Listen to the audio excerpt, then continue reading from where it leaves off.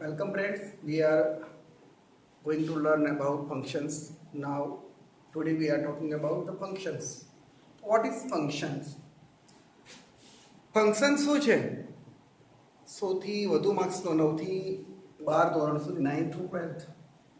The most important questions is the functions. સૌથી વધુ માર્ક્સનો પૂછાતો પ્રશ્ન ફંક્શન છે. ત્રણ રીતે પૂછાય છે. બરાબર? અહીંયા ત્રણ રીતે જે ફંક્શન પૂછાય છે એની વાત કરીએ આપણે. તો એક તો identify the function.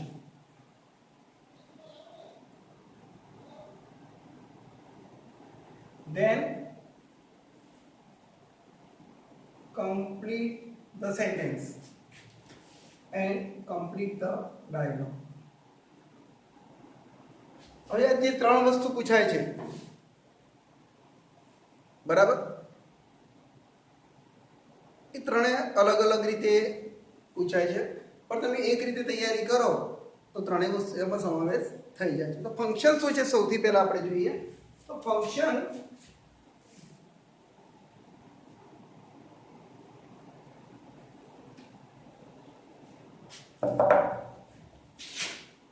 communication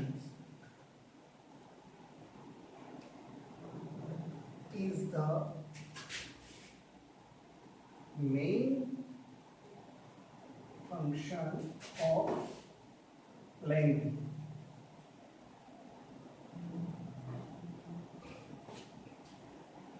Communication is the main function of language. Language એટલે ભાષા. કોઈ પણ ભાષાનો મુખ્ય ફંક્શન એટલે કાર્ય. ફંક્શન મીન્સ કાર્ય.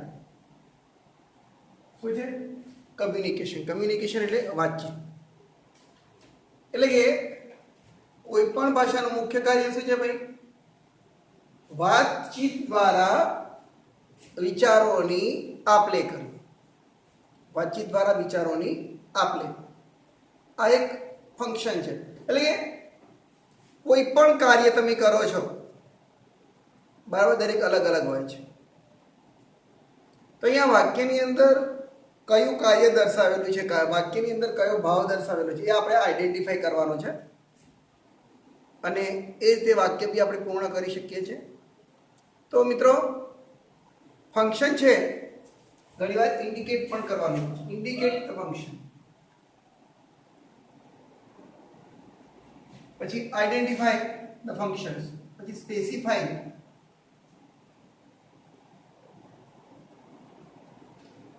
The functions, describing the functions,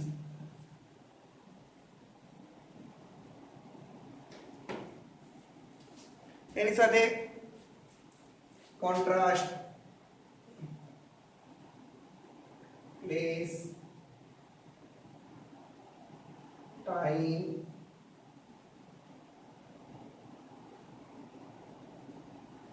purpose etcetera.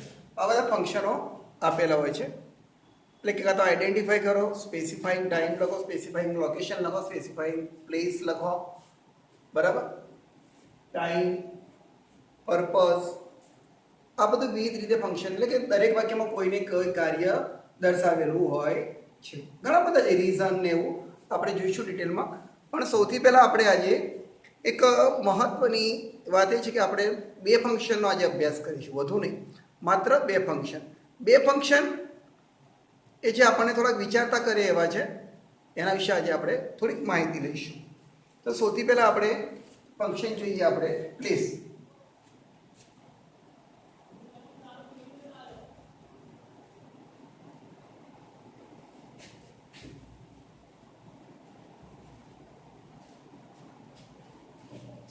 હવે જે પ્લેસ છે મિત્રો અને લોકેશન, બે શબ્દો જ આપણે સમજવાના છે, પ્લેસ એન્ડ લોકેશન.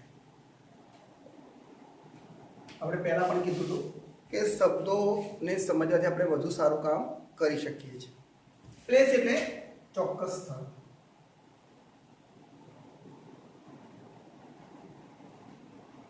લોકેશન એટલે સ્થળ ને દિશા સૂચક વાળા બીજા સ્થળ, દિશા સૂચક વાળા બીજા સ્થળ। હવે આ બંનેમાં કેટલો ભેદ છે આપણે જોઈએ। દાખલા તરીકે વાક્ય લઈએ આપણે, I live in પાલનપુર, બરાબર। I live in પાલનપુર, તો એ પાલનપુર સ્થળ દર્શાવેલું છે, તો મીન્સ કે આ પ્લેસ દર્શાવેલું છે। શું કરે છે? ડિસ્ક્રાઇબિંગ ધ પ્લેસ, પ્લેસનું વર્ણન કરેલું છે। એક બીજું વાક્ય લખીએ, I always drink tea in the kitchen, in the kitchen, હંમેશા રસોડામાં ચા પીવું છું, તો એ રસોડાનું સ્થળ દર્શાવે છે, તો કે આ પ્લેસ દર્શાવે છે, રાઈટ। હવે લોકેશનની વાત કરીએ, લોકેશન શું છે? તો લોકેશન દાખલા તરીકે my house is right behind the post office, એટલે કે પ્રેપોઝિશન સાથે સ્થળ આપેલું હોય છે। મારું ઘર ક્યાં આવેલું છે? Right behind the post office, post ઓફિસની બિલકુલ પાછળ, તો લોકેશન અહીંયા right behind the post office શું દર્શાવે છે? લોકેશન દર્શાવે છે કે અહીંયા આવેલું છે, બરાબર। બીજું એક વાક્ય લઈએ,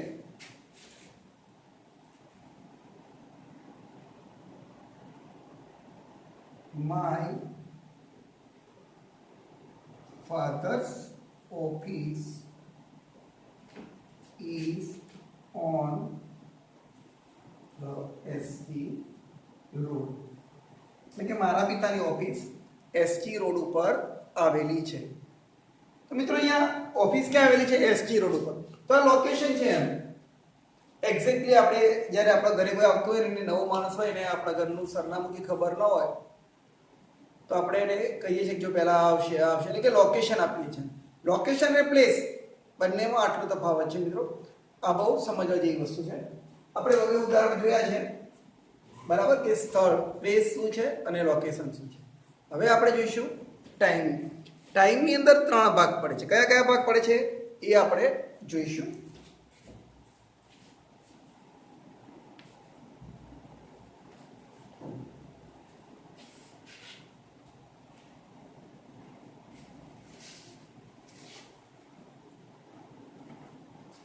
તો પહેલા આપણે 3 શબ્દો સમજી લઈએ। ટાઈમ, પહેલા આપણે સમજીએ પોઈન્ટ ઓફ ટાઈમ, બીજું છે ડ્યુરેશન ઓફ ટાઈમ,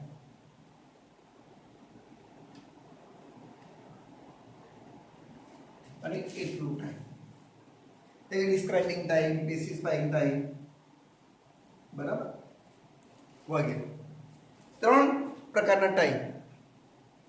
પહેલું છે પોઈન્ટ ઓફ ટાઈમ, એટલે કે ચોક્કસ સમય સુધી છે, કેવો? ચોક્કસ।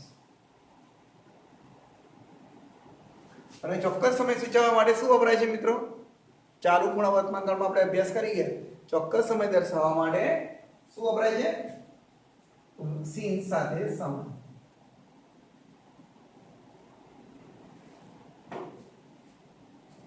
એટલે કે સીન્સ આપેલું હોય તો એને પોઈન્ટ ઓફ ટાઈમ કહેવામાં આવે છે।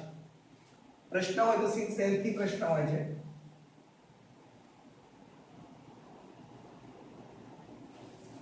સીન્સ પહેલથી પ્રશ્ન હોય છે। ડ્યુરેશન ઓફ ટાઈમ એટલે કે સમયગાળો, અચોક્કસ સમય,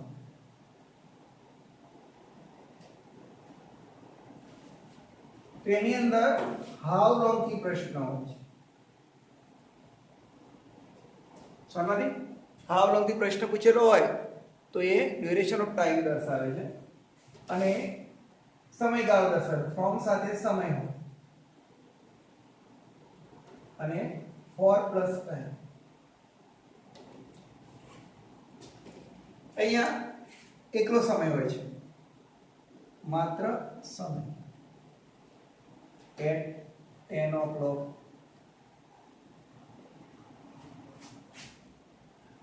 in the morning etc. તો મિત્રો અહીંયા ત્રણ વસ્તુ ટાઈમને ત્રણ રીતે દર્શાવીએ છીએ એ આપણે સમજી લઈએ. તો પોઈન્ટ ઓફ ટાઈમ એ ચોક્કસ સમય દર્શાવે છે જેમાં વેન સાથે એટલે કે સિન સાથે સમય આપ્યો છે અને સિન્સ એનો પ્રશ્ન હોય છે, બરાબર. બીજું વાક્ય છે હાઉ લોંગ એટલે કે ડ્યુરેશન ઓફ ટાઈમ, એમાં સમયગાળો આપ્યો છે કે અહીંયાથી અહીંયા સુધી કામ કરે છે અથવા તો આ સાલથી અહીંયા રહે છે, સમયગાળો. તો એમાં હાઉ લોંગથી પ્રશ્ન હોય છે, ફ્રોમ સાથે સમય હોય, ફોર સાથે સમય હોય છે. જ્યારે ટાઈમની અંદર શું છે, એકલો સમય દર્શાવે છે, રાઈટ. આપણે એના સેન્ટેન્સ જોઈએ, તમે આ ઉતારી શકો છો.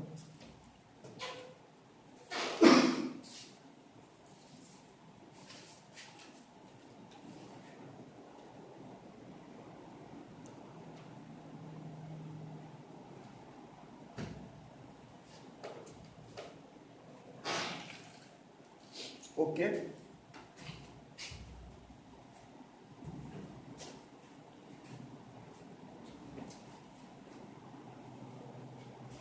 હવે આપણે વાક્ય જોઈએ. નંબર પહેલા આપણે પોઈન્ટ ઓફ ટાઈમના વાક્ય જોઈએ.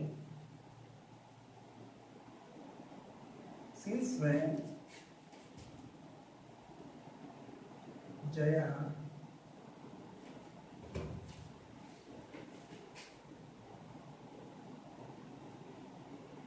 સોરી માફ કરજો મિત્રો,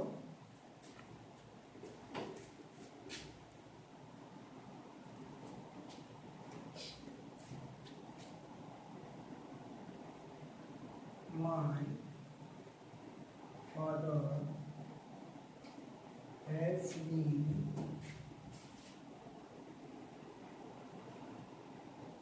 reading since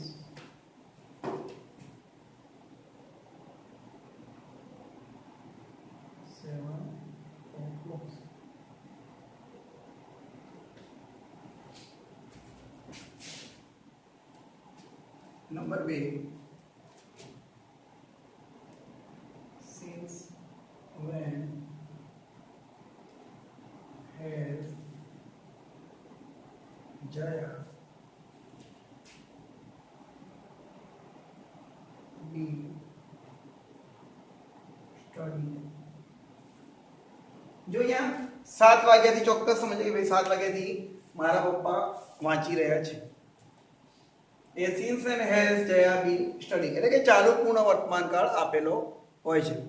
મિત્રો આ વાક્યો એ પોઈન્ટ ઓફ ટાઈમ દર્શાવે છે. શું દર્શાવે છે? પોઈન્ટ ઓફ ટાઈમ, ચોક્કસ સમયનું સૂચન કરે છે, બરાબર. બીજું એક વાક્ય આપણે લઈએ, પહેલા આપણે થોડુંક ડ્યુરેશન ઓફ ટાઈમ લઈ લઈએ. ડ્યુરેશન ઓફ ટાઈમમાં બે વાક્યો આપણે જોઈએ. ડ્યુરેશન ઓફ ટાઈમમાં આપણે શું કીધું કે અમુક સમયથી અમુક સમય સુધી. આપણે જોઈએ I have been studying for 4 hours એટલે કે 4 કલાકનો સમયગાળો છે.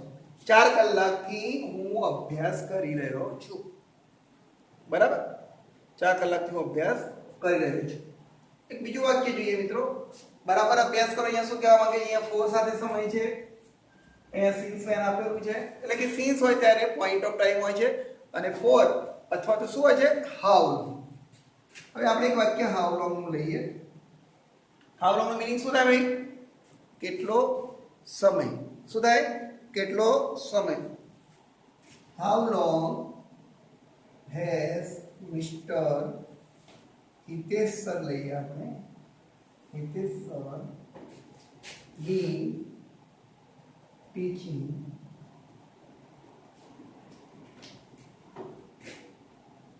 હિયર એટલે કે અહીંયા હાઉ લોંગ થી પ્રશ્ન છે.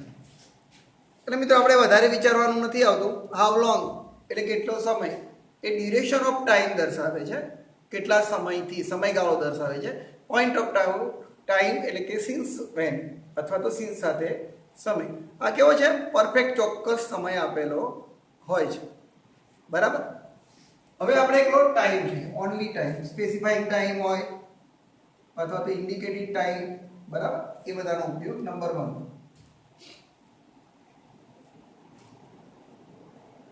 I will reach at school at 11 AM. એટલે કે હું 11 વાગે શાળાએ પહોંચીશ. અહીંયા એડ સાથે સમય આપેલો છે. બરાબર. સાની સાથે એડ સાથે સમય આપેલો. 11 વાગે શાળાએ પહોંચીશ. અહીંયા ફોર કે સિન્સ એવું કશું જ આપેલું નથી. એ ઇન્ડિકેટેડ ટાઈમ અથવા સ્પેસિફાઈંગ ટાઈમ આપેલો છે. બરાબર. ચોક્કસ સમય અહીંયા પહોંચે છે. એકલો સમય આપ્યો છે. સિન્સ અને ફોર તો ફ્રોમ સાથે સમય આપેલો નથી. એક વાક્ય બીજું જોઈએ. માય ફાધર લઈએ કે my mother will back at 6:30 અને 6:30 વાગે પાછી આવશે. તો મિત્રો અહીંયા તમે જોઈ શકો છો ચોક્કસ વસ્તુ છે કે ફંક્શન, બે ફંક્શન છે કે આપણે પ્લેસ અને લોકેશન અને અહીંયા time. Place, point of time, duration of time અને એકલો ટાઈમ એટલે કે સ્પેસિફાઈંગ ટાઈમ અથવા ઇન્ડિકેટેડ ટાઈમ. આ વસ્તુઓ શું છે? બરાબર. એનો એક વાર ફરીથી જોઈ લઈએ. My father has been reading since 7 o'clock. 7 વાગ્યાથી મારા પિતા વાંચી રહ્યા છે. એટલે કે સિન્સ સાથે સમય આપે છે, સિન્સ વેર આપ્યું છે એટલે પોઈન્ટ ઓફ ટાઈમ ચોક્કસ સમય દર્શાવે છે. જ્યારે ડ્યુરેશન ઓફ ટાઈમની અંદર ફોર સાથે સમય આપેલો છે. અહીંયા હાવલોથી પ્રશ્ન છે. અને સદા સમયમાં આપણે જોઈએ તો એડ સાથે સમય આપેલો છે. બીજી કોઈ વસ્તુ અંદર આપેલી નથી. તો મિત્રો સમય એટલે કે તમે જ્યારે તમારી ગ્રામર બુકમાંથી બરાબર પોઈન્ટ ઓફ ટાઈમના અલગ વાક્યો લખો, ડ્યુરેશન ઓફ ટાઈમના અલગ વાક્ય લખો, એકલા ટાઈમના અલગ અલગ વાક્ય લખો તો તમને સમજાઈ જશે ઓલ ઓવર કે ટાઈમમાં કઈ રીતે વસ્તુને આપણે સેટ કરીએ. તો મિત્રો તમે આ લખી શકો છો વાક્ય. Okay, thank you.